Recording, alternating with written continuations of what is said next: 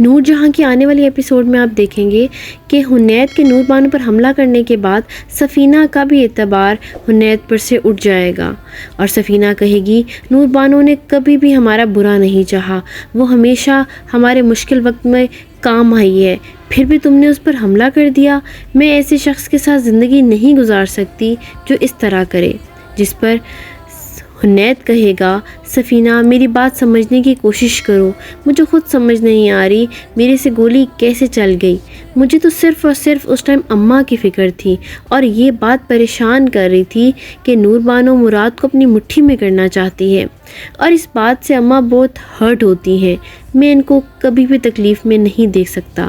جس پر سفینہ کہتی ہے کیا حنید تمہارے لیے صرف نور ماما کی اہمیت ہے، کسی اور عورت کی ویلیو نہیں ہے تمہاری زندگی میں؟ تمہیں اب بھی اس بات کا احساس نہیں ہے کیونکہ تم تو اب ایک بیٹی کے باپ ہو۔ مراد گھر آتے ہی حنید کا گریبان پکڑ لیتا ہے اور کہتا ہے آپ نے حملہ کر کے آج بڑے بھائی کا حق بھی چھین لیا ہے، میں آپ کی عزت کرتا تھا لیکن آپ نے میری بیوی کے ساتھ کیا کیا؟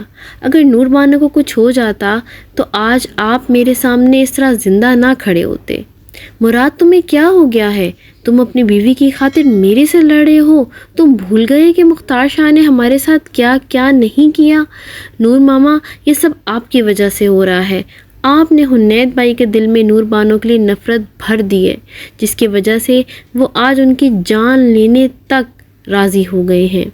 حنید غصے سے مراد کو کہتا ہے تم نور ماما سے ایسے کیسے بات کر سکتے ہو؟ حنید بھائی آپ نے کیا کیا ہے؟ میری بیوی کو مارنے کی کوشش کی ہے؟ اس طرح دونوں کو لڑتا دیکھ کر نور جہاں کے تو ہوش اڑ جاتے ہیں۔ نور جہاں کو نہیں معلوم تھا کہ اس طرح نور بانو دونوں بھائیوں کو لڑوا دے گی، لیکن دوسری طرف نور بانو کو آج بھی یاد ہے کہ کس طرح مراد نے اس کے بابا کو گریبان سے پکڑ کے گھسیٹا تھا۔